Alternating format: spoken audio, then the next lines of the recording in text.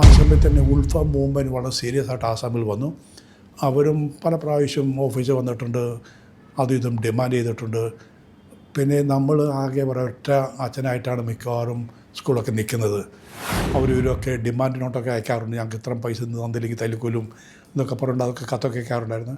പക്ഷേ ഞാൻ കണ്ട ഒരു കാര്യമുണ്ട്, നമുക്ക് പേടിയുണ്ടായിട്ടില്ല ആ സമയങ്ങളിലൊന്നും. ആദ്യം ഞാൻ പഠിച്ചത് ബോറോ ഭാഷയാണ്.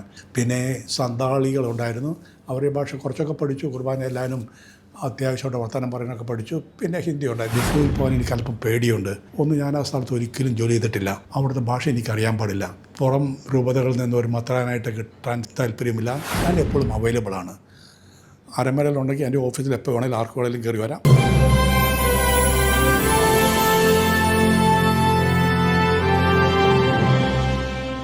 സൺഡേ ഷാലോമിൻ്റെ പ്രിയപ്പെട്ട പ്രേക്ഷകരെ, നമ്മൾ നോർത്ത് ഈസ്റ്റിലെ ആസാം ഗുവാഹട്ടി ആർച്ച് ബിഷപ്പ് ഹൗസിൽ നിന്നാണ് ഈ റീജിയൻ്റെ, നോർത്ത് ഈസ്റ്റ് റീജിയൻ്റെ ബിഷപ്പ് കൗൺസിൽ ചെയർമാനായി സേവനം അനുഷ്ഠിച്ചുകൊണ്ടിരിക്കുന്ന ആർച്ച് ബിഷപ്പ് ജോൺ മൂലച്ചെറി പിതാവിൻ്റെ ശുശ്രൂഷ അനുഭവങ്ങൾ നമ്മളോട് പങ്കുവെക്കാനും, അതുപോലെ തന്നെ നോർത്ത് ഈസ്റ്റ് ബിഷപ്പ് കൗൺസിലിൻ്റെ നേതൃത്വത്തിൽ ഈ മേഖലയിൽ നടക്കുന്ന മുഴുവൻ പ്രേക്ഷിത പ്രവർത്തനങ്ങളെക്കുറിച്ചുള്ള വിവരണങ്ങൾ പ്രത്യേകമായിട്ട് പിതാവ് ഇന്ന് നമ്മളോട് പങ്കുവെക്കുന്നതാണ്. പിതാവ് കേരള സഭയിൽ നിന്നും ഈ മിഷൻ പ്രദേശത്തേക്ക് ഒരു കാലഘട്ടത്തിൽ പലരും മടിച്ചിരുന്ന ഈ നോർത്ത് ഈസ്റ്റ് മിഷനിലേക്ക് തന്നെ പിതാവ് എത്തിച്ചേർന്നതിൻ്റെ ആ ദൈവവിളിയുടെ ഒരു പശ്ചാത്തലവും ഇന്ന് അന്നു മുതൽ നാളിതുവരെ നോർത്ത് ഈസ്റ്റിലെ പിതാവിൻ്റെ ശുശ്രൂഷ ജീവിതത്തിൻ്റെ അനുഭവങ്ങളെക്കുറിച്ചൊന്ന് ശലോം പ്രേക്ഷകർക്കായിട്ട് വിവരിക്കാമോ? അച്ഛനാകണമെന്നുള്ളൊരു മനസ്സോടുകൂടിയാണ് ഞാൻ ഇങ്ങോട്ട് പോകുന്നത്. ദൂരമോ പ്രശ്നമോ അതൊക്കെ ഉണ്ടാകുമെന്ന് എനിക്കൊരു പിടിയില്ലായിരുന്നു. അങ്ങനെയൊന്നും ഉണ്ടാകുമെന്ന് തോന്നിയില്ലായിരുന്നു. എനിക്ക് നല്ല ഉന്മേഷത്തോടുകൂടിയാണ് ഞാൻ പോകുന്നത്. വന്ന ഉടനെ ഞങ്ങൾക്കിവിടെ ആസാമിൽ സെമിനറികളൊന്നും ഇല്ലായിരുന്നു. അന്ന് തന്നെ പഠിക്കാനായിട്ട് അവർ മദ്രാസിലെ സെമിനറിയിലാണ് ഞങ്ങളെ പഠിപ്പിക്കാനായിട്ട് ഞങ്ങളെ വിട്ടത്. അവിടെ 3 വർഷം ഞാൻ ലാറ്റിൻ പഠിച്ചു, ഇംഗ്ലീഷ് പഠിച്ചു. അത് കഴിഞ്ഞപ്പോൾ 1970 ഇവിടെ ഷില്ലോങ്ങിൽ ഒരു റീജിയണൽ ഫിലോസഫേറ്റ് മെത്രാന്മാർ തുടങ്ങി. അതിനിപ്പോൾ പറയുന്ന ക്രൈസ്റ്റ് കിങ് കോളേജ്. എന്നെ എൻ്റെ കൂട്ടുകാരൊക്കെ ഇങ്ങോട്ട് അങ്ങോട്ട് പറഞ്ഞു വിട്ടു. അന്ന് ഞാൻ ചേർന്നത് ആസാമിലെ തെസ്പൂർ രൂപതയിലെ അച്ഛനായിട്ട് ജോലി ചെയ്യാനായിട്ടാണ്. കാരണം അന്ന് ബൊങ്കൈഗഡ് എന്ന് പറഞ്ഞ രൂപതയില്ലായിരുന്നു, ഗൗഹാത്തി എന്ന് പറഞ്ഞ രൂപതയില്ലായിരുന്നു. ആകെ 5 രൂപതകളെ അന്ന് ഉണ്ടായിരുന്നുള്ളൂ. ഞാൻ തെസ്പൂർ രൂപതയിലെ അച്ഛനായിട്ട് ജോലി ചെയ്യാനായിട്ട് ഇവിടെ വന്നു. അത് കഴിഞ്ഞ് ഇവിടെ ഫിലോസഫി കഴിഞ്ഞു. കൂടെ തന്നെ BA സ്റ്റഡിയും കംപ്ലീറ്റ് ചെയ്തു. അത് കഴിഞ്ഞിട്ട് ഞങ്ങളുടെ വ്യവസ്ഥ അനുസരിച്ച് 2 വർഷം റീജൻസി ഉണ്ട്. അതനുസരിച്ച് ഞങ്ങളൊരു വില്ലേജ് ഇടവകയിൽ വിടും. അവിടെ അച്ഛനെ സഹായിക്കും, സ്കൂളിലെ പിള്ളേരെ നോക്കും, ബോർഡിംഗ് പിള്ളേരെ നോക്കും, എന്തെങ്കിലും കൃഷികളൊക്കെ പള്ളിക്കുണ്ടെങ്കിൽ അതൊക്കെ ചെയ്യും. അതൊക്കെ നോക്കി അങ്ങനെ 2 വർഷം കഴിഞ്ഞു. അത് കഴിഞ്ഞപ്പോൾ എന്നെ തിയോളജി പഠിക്കാനായിട്ട് പൂനെയിലെ പേപ്പർ സെമിനാരിയിലേക്ക് വിട്ടു. അവിടെ ഞാൻ 5 വർഷം പഠിച്ചു.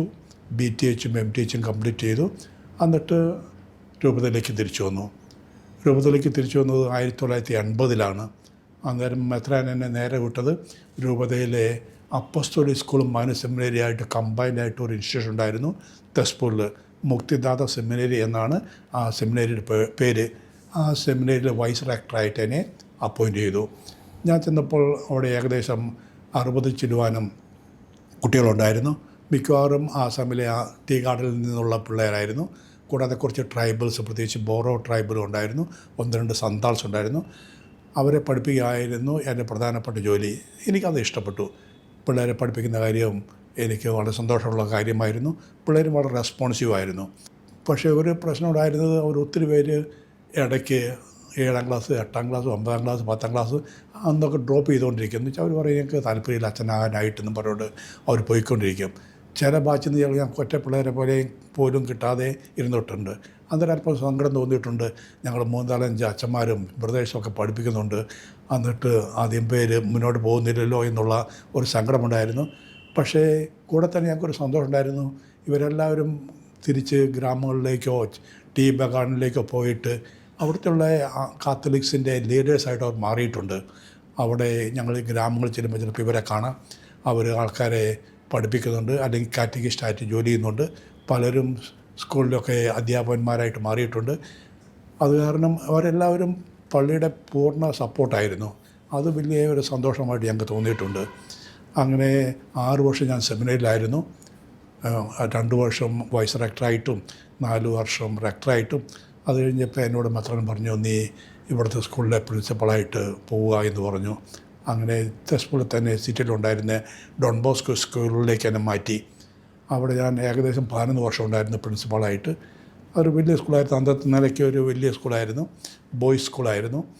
ഡിസിപ്ലിൻ അല്പം പ്രോബ്ലം ഉണ്ടായിരുന്നു. പ്രത്യേകിച്ച് അത് ആസാം അജിറ്റേഷന് സമയമായിരുന്നു. അന്ന് സ്റ്റുഡൻസ് യൂണിയന് സുപ്രീമായിട്ട് ആസാമിൽ വാഴുന്ന കാലമായിരുന്നു. അത് കാരണം അവരെപ്പോഴും പലതും ഡിമാൻഡ് ചെയ്യാറുണ്ടായിരുന്നു. സ്കൂളിലെ കുട്ടികളിൽ അത്രയില്ല, പക്ഷെ പുറത്തുള്ള പിള്ളേർ അവർ ഞങ്ങളുടെ പിള്ളേരെയൊക്കെ ചൂടാക്കി അച്ഛനോട് ഇത് ഡിമാൻഡ് ചെയ്യുക, അത് ഡിമാൻഡ് ചെയ്തെന്ന് പറഞ്ഞുകൊണ്ട് പലപ്പോഴും പിള്ളേർ വരാറുണ്ട്. പക്ഷേ അവർക്ക് നമ്മളോട് വലിയ ബഹുമാനം ഉണ്ടാകാൻ കാരണം പ്രശ്നം കാര്യമായിട്ടൊന്നും ഉണ്ടായിട്ടില്ല. അവർ അവസാനോട് പറയും, അച്ഛൻ പറയാതെ ഞങ്ങളൊന്നും ചെയ്യല, അച്ഛനെ ഇഷ്ടപ്പെടാത്തതൊന്നും ഞങ്ങൾ ചെയ്യല എന്ന് പറഞ്ഞ് അവർ എന്നെ സപ്പോർട്ട് ചെയ്യാറുണ്ടായിരുന്നു. ആ സമയത്ത് തന്നെ ഉൾഫ മൂവ്മെൻറ്റ് വളരെ സീരിയസ് ആയിട്ട് ആസാമിൽ വന്നു. അവരും പല പ്രാവശ്യം ഓഫീസിൽ വന്നിട്ടുണ്ട്, അതും ഇതും ഡിമാൻഡ് ചെയ്തിട്ടുണ്ട്. പിന്നെ നമ്മൾ ആകെ ഒരൊറ്റ അച്ഛനായിട്ടാണ് മിക്കവാറും സ്കൂളൊക്കെ നിൽക്കുന്നത്. അത് കാരണം ചിലപ്പോഴൊക്കെ നെർവസ്നെസ് ആയിട്ട് മാറിയിട്ടുണ്ട്. ഇവർ എന്നാ ഇനിയിപ്പോൾ ചെയ്യാൻ പോകുന്നത്, എന്നാ ഡിമാൻഡ് ചെയ്യാൻ പോണത് എന്ന്. അവരുടെ ശക്തി അനുസരിച്ച് ചില പിള്ളേരും അവരൊക്കെ ഡിമാൻഡ് നോട്ടൊക്കെ അയക്കാറുണ്ട്. ഞങ്ങൾക്ക് ഇത്രയും പൈസ തന്നില്ലെങ്കിൽ തല്ലിക്കൊല്ലും എന്നൊക്കെ പറഞ്ഞിട്ട് അതൊക്കെ കത്തൊക്കെ അയക്കാറുണ്ടായിരുന്നു. പക്ഷേ ഞാൻ കണ്ട ഒരു കാര്യമുണ്ട്, നമുക്ക് പേടിയുണ്ടായിട്ടില്ല ആ സമയങ്ങളിലൊന്നും. ഇത് എന്തോ എനിക്കറിയാൻ പാടില്ല പേടി ഉണ്ടാകാത്തതെന്ന്. ചിലർ പോലെ മുറിയുടെ കോർണറിലൊക്കെ എന്നെ നിർത്തി വർത്താനം പറഞ്ഞിട്ടുണ്ട്. പക്ഷേ എനിക്കൊരു പേടി തോന്നിയിട്ടില്ല. അവസാനം അവരൊക്കെ പോയി കഴിഞ്ഞപ്പോൾ തോന്നി, എടാ ഇവന്മാരെന്നെ പേടിപ്പിക്കാനായിട്ട് നോക്കുമായിരുന്നല്ലോ എന്നൊരു തോന്നലുണ്ടായിരുന്നു. പക്ഷേ അതെല്ലാം തരണം ചെയ്യാനായിട്ട് നമുക്ക് പറ്റിയിട്ടുണ്ട്. മെത്രാനും ബാക്കി എല്ലാവരും നമ്മുടെ പൂർണ്ണ സപ്പോർട്ടായിരുന്നു. നമ്മളെല്ലാം ഡിസൈഡ് ചെയ്തെല്ലാം അവർ സപ്പോർട്ട് ചെയ്യുമായിരുന്നു. അങ്ങനെയായിരുന്നു എൻ്റെ പിന്നെ അടുത്ത 10-11 വർഷത്തെ ജോലി. അത് കഴിഞ്ഞിട്ടാണ് മെത്രാൻ എന്നെ ഒരു ഇടവകയിലേക്ക് വിട്ടത്, ഉദൽഗുരി എന്ന് പറയുന്നത്.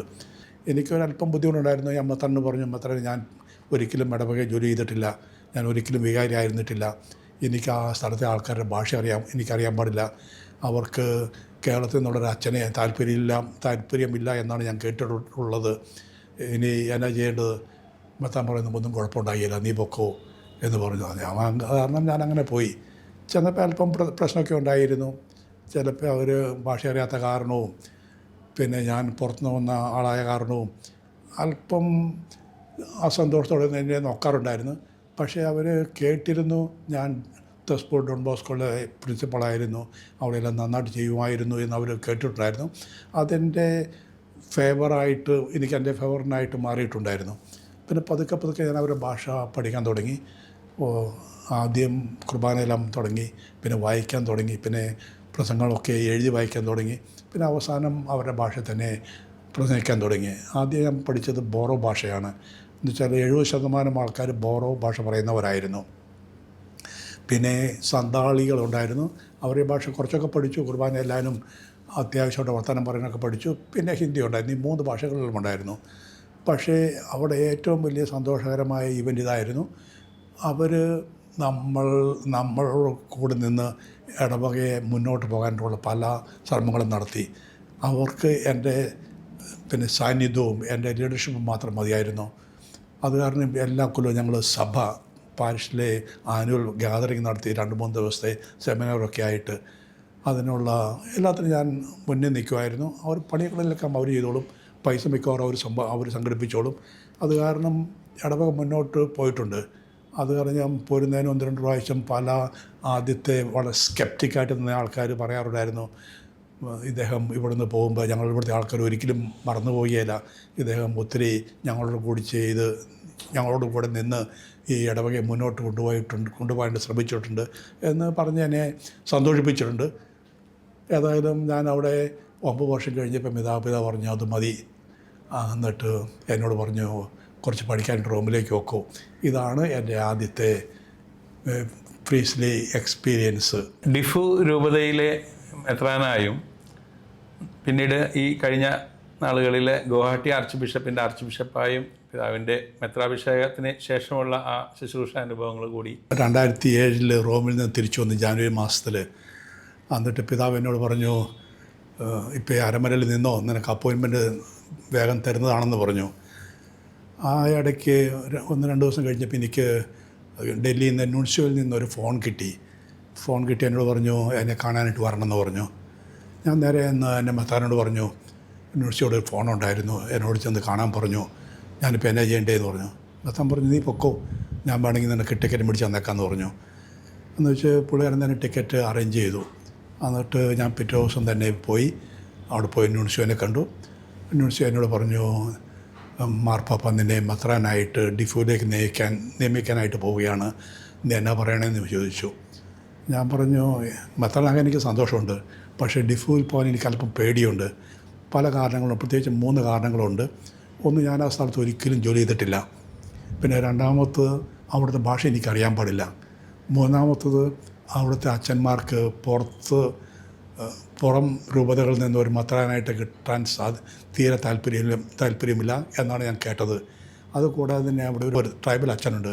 ആ അച്ഛൻ പിതാവാകുന്നോർത്താണ് ഇരിക്കുന്നത്. ഇങ്ങനെയുള്ള സമയത്ത് ഞാൻ അവിടെ പോയിട്ട് എന്നാ ചെയ്യും എന്ന് ന്യൂൻഷ്യോട് ചോദിച്ചു. ന്യൂൻഷ്യോ ചോദിച്ചു, റോം നിൻ്റെ കൂടെ എപ്പോഴും ഉണ്ടായിരിക്കും, ഞങ്ങൾ അതെല്ലാം എൻക്വയറിയൊക്കെ ചെയ്തായിരുന്നു, അത് കാരണം നിനക്ക് പേടിക്കാനൊന്നുമില്ല, നീ പൊക്കോ എന്ന് പറഞ്ഞു. എന്നിട്ട് എന്നോട് പറഞ്ഞു, നീ പേടിക്കാണ്ടിരിക്കാനായിട്ട് ഞാൻ ഈ പറഞ്ഞ സ്വപ്നമല്ല എന്ന് മനസ്സിലാക്കാൻ വേണ്ടിയിട്ട് ഞാൻ നിനക്ക് എഴുതി തരുവാണെന്ന് പറഞ്ഞുകൊണ്ട് എനിക്ക് അപ്പോയിൻമെൻറ്റ് എഴുതി തന്നു. എന്നിട്ട് പറഞ്ഞു, ഒരാഴ്ച ഫെബ്രുവരി 7-ാം തീയതി വരെ ഇത് ആരോടും പറയരുതെന്ന് പറഞ്ഞു. ഞാൻ പറഞ്ഞു ശരിയെന്ന് പറഞ്ഞു. ഞാൻ തിരിച്ചു വന്നു. പക്ഷേ ഇറങ്ങിയ പാടെ ഞാൻ എൻ്റെ മെത്രാനെ വിളിച്ചു. എന്നോട് പറഞ്ഞു, ഇങ്ങനെ ഒരു കോൺവെർസേഷൻ നടന്നു. എന്നിട്ട് പുള്ളിക്കാരൻ്റെ കൂടെ ആരോ യാത്ര ചെയ്യുമായിരുന്നു ആ സമയത്ത്. എന്നിട്ട് എന്നോട് പറഞ്ഞു, ഓക്കെ വരുമ്പോൾ കാണാമെന്ന് പറഞ്ഞുകൊണ്ട് ഞങ്ങൾ വന്നു.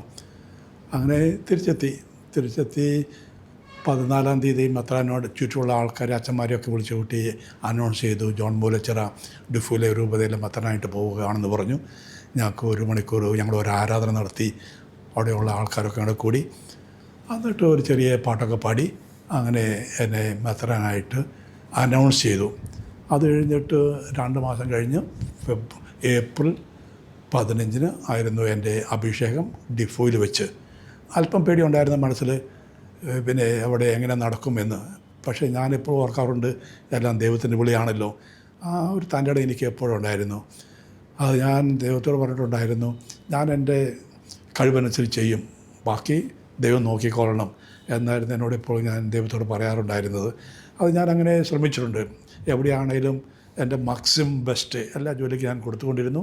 അങ്ങനെ കൊടുക്കും എന്നുള്ളൊരു ആഗ്രഹവും ഒരു അഭിലാഷവും എപ്പോഴും എനിക്ക് ഉണ്ടായിരുന്നു. അങ്ങനെ ഞാൻ അഭിഷേകത്തിന് വന്നു, ഡിഫൂലെത്തി. അച്ഛന്മാരെല്ലാം ആൾക്കാരൊക്കെ എന്നെ സ്നേഹത്തോടെ സ്വീകരിച്ചു. ഒരു അനൗൺസ് ചെയ്ത് കഴിഞ്ഞാൽ പിന്നെ അച്ഛന്മാർക്കൊന്നും ചെയ്യാൻ പറ്റിയില്ല. ഞാൻ കേട്ടു, അതിൻ്റെ ഇടയ്ക്ക് കുറച്ച് ഡ്രാമയൊക്കെ ഉണ്ടായി. അവർ പറഞ്ഞു നമുക്ക് പ്രൊട്ടക്ഷൻ എന്നൊക്കെ പറഞ്ഞ അച്ഛന്മാരുടെ ഇടയ്ക്ക് അല്പം മൂവ്മെൻറ്റൊക്കെ ഉണ്ടായിരുന്നു. പക്ഷേ മറ്റേ സീനിയർ അച്ഛന്മാർ പറഞ്ഞു, വേണ്ട, നമുക്കൊന്നും ചെയ്യേണ്ട, നമുക്കെല്ലാം നന്നായിട്ട് നടത്താമെന്ന് പറഞ്ഞ് എല്ലാം ഭംഗിയായിട്ട് നടത്തി. അന്ന് എൻ്റെ മുമ്പുണ്ടായിരുന്ന മെത്രാൻ ജോൺ കട്ടർക്കുടിയിലെ അച്ഛൻ പിതാവായിരുന്നു. ഇപ്പോൾ ഈട്ടാനഗറിലെ പിതാവാണെങ്കിലും നമ്മുടെ ഇൻസ്റ്റാളേഷന് വേണ്ടിയിട്ടുള്ള എല്ലാ പ്രിപ്പറേഷനും നന്നായിട്ട് നോക്കി. അത് കാരണം ഇൻസ്റ്റാളേഷൻ നന്നായിട്ട് നടന്നു.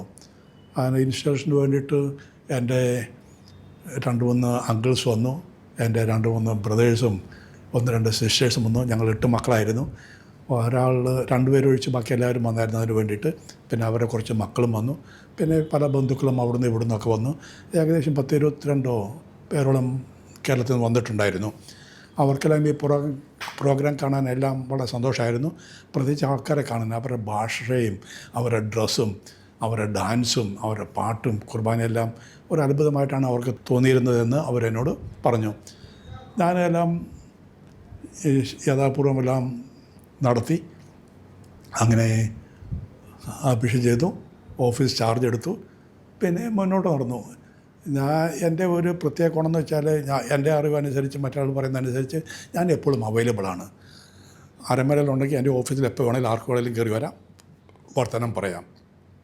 അതുപോലെ തന്നെ എവിടെ വേണമെങ്കിലും ആര് വിളിച്ചാലും, എന്തെങ്കിലും പള്ളി ജോലിക്ക് വേണ്ടിയിട്ടോ എന്തെങ്കിലും കുദാശകൾക്ക് വേണ്ടിയിട്ടോ അവിടെ പോകാൻ ഞാൻ തയ്യാറാണ്. ഞങ്ങളുടെ അച്ഛന്മാരോടും പറഞ്ഞു, നിങ്ങൾക്ക് എപ്പോൾ വേണമെങ്കിലും വിളിക്കാം, ഞാൻ വരാം എന്ന് പറഞ്ഞുകൊണ്ട് അങ്ങനെ ഞാൻ പോയിക്കൊണ്ടിരുന്നു. അവർ പറഞ്ഞിട്ടുള്ള എല്ലാ ഗ്രാമങ്ങളും ഞാൻ പോയിട്ടുണ്ട്. ചിലപ്പോൾ 3-4 മണിക്കൂർ നടന്നും ചില മലകളൊക്കെ കയറേണ്ട അല്പം ബുദ്ധിമുട്ടൊക്കെ ഉണ്ടായിരുന്നു ആദ്യമൊക്കെ. അവർ എന്നോട് പറഞ്ഞു മെത്രയിൽ കയറാൻ പറ്റും തോന്നുന്നില്ല. ഞാൻ അച്ഛൻ പറഞ്ഞു നിനക്ക് കയറാൻ പറ്റുമെങ്കിൽ എനിക്കും കയറാൻ പറ്റും. അങ്ങനെ പറഞ്ഞ് അവർ കൂടെ പോയിട്ടുണ്ട്. ഒരു പ്രശ്നം ഉണ്ടായിട്ടില്ല. അത് പൊതുവെ ഒരു നല്ല ജീവിതമായിരുന്നു. ആദ്യം കാർബി ഭാഷ അറിയാൻ പാടില്ലായിരുന്നു. ഹിന്ദിയിൽ തുടങ്ങി. പിന്നെ ഗ്രാമങ്ങളിലൊക്കെ ചെല്ലുമ്പോൾ ഞാൻ അല്പം കർബി ഭാഷയിലും പ്രസംഗിക്കാൻ തുടങ്ങി. അവസാനമായപ്പോഴും ഏകദേശം എനിക്ക് 4 വർഷത്തിനുള്ളിൽ പ്രസംഗിക്കാനും അല്പം വർത്തമാനം പറയാനായിട്ടൊക്കെ സാധിച്ചു. ആ സമയത്താണ് 2011 പിന്നെ ന്യൂൺസിയുടെ ഒരു ഫോൺ വരുന്നത്. നിന്നെ ഞങ്ങൾ ഇവിടുന്ന് ഗുവാഹത്തിയിലെ ഓക്സിലറി ബിഷപ്പായിട്ട് അപ്പോയിൻ്റ് ചെയ്യാൻ പോവുകയാണ് എന്ന് പറഞ്ഞ് എനിക്ക് ഫോൺ കിട്ടിയത്.